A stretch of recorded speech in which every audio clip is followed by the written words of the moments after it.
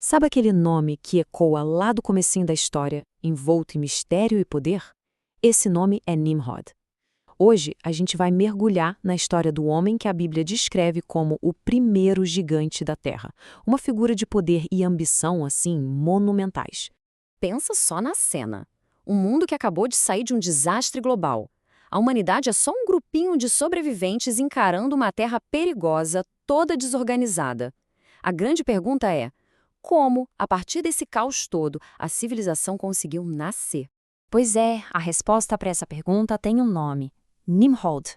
Ele é o protagonista da nossa análise hoje, a peça central que transformou um bando de sobreviventes em construtores de cidades. Então, bora lá entender essa história.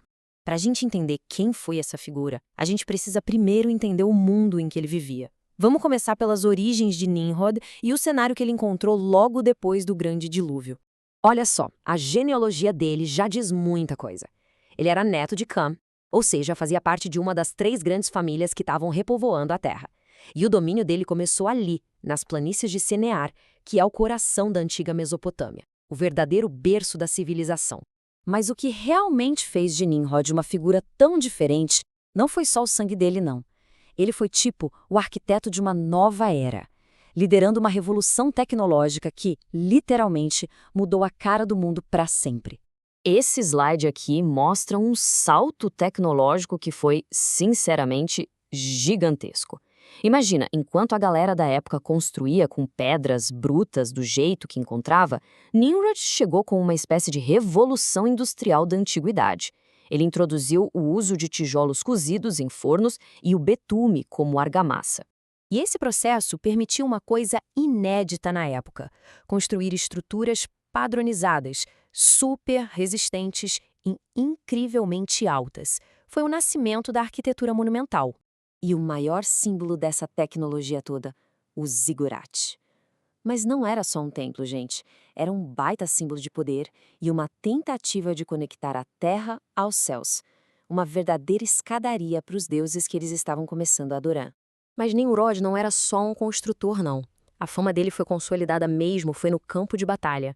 Só que não contra outros homens, e sim contra as feras que ameaçavam a sobrevivência de todo mundo. Ele era o grande caçador e protetor. A Bíblia descreve ele com essa frase que ficou famosa. Mas o que isso queria dizer de verdade naquela época? Com certeza, era muito mais que um hobby ou um esporte. É que a caça, para Nimrod, era praticamente um serviço público, entende? Ao eliminar os animais selvagens que ameaçavam os povoados, ele literalmente tornou a terra habitável. Cada fera abatida era um passo para a segurança e para a expansão, e isso foi solidificando a imagem dele como o grande protetor da humanidade. Ok, então a gente tem a terra segura e a tecnologia para construir. Nimrod tinha tudo na mão para dar um passo muito, mas muito maior. Ele começou a transformar esse heroísmo local em poder imperial, forjando o primeiro grande reino da história. E foi aí que o reino dele começou, bem ali na Mesopotâmia. Ele fundou, ou pelo menos fortaleceu, cidades que se tornariam lendárias. Babel, claro que era o centro de tudo, e também Erech, Akkad e Calné. Esse foi o coração do primeiro império do mundo. E ele não parou por aí de jeito nenhum. Nimrod liderou o que a Bíblia registra como a primeira grande campanha militar, avançando para o norte e fundando Nínive e Calá. Ele estava, na prática, montando o tabuleiro para os futuros impérios que um dia dominariam o mundo. Até agora, a gente tem a imagem de um herói, né? Um grande líder, um civilizador, só que tem um lado bem sombrio nessa história toda. Uma ambição que estava escondida por trás de todo esse progresso. E a chave para a gente entender essa ambição toda tá, acredite se quiser, no próprio nome dele.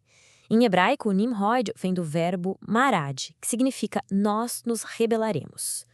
Com essa informação, a história toda dele ganha um sentido completamente novo e, bem, mais sombrio. A jornada não era só sobre construir cidades, era sobre construir uma rebelião. E essa rebelião foi, em primeiro lugar, espiritual. Dá uma olhada nesse gráfico. Ele mostra o que aconteceu em cidades como Ereduk, sob o comando dele. O panteão de deuses simplesmente explodiu. O culto a um deus único foi trocado por um sistema com centenas de divindades. Foi uma virada religiosa radical e totalmente deliberada. Nesse novo sistema, o rei, O rei ganhava um papel totalmente novo.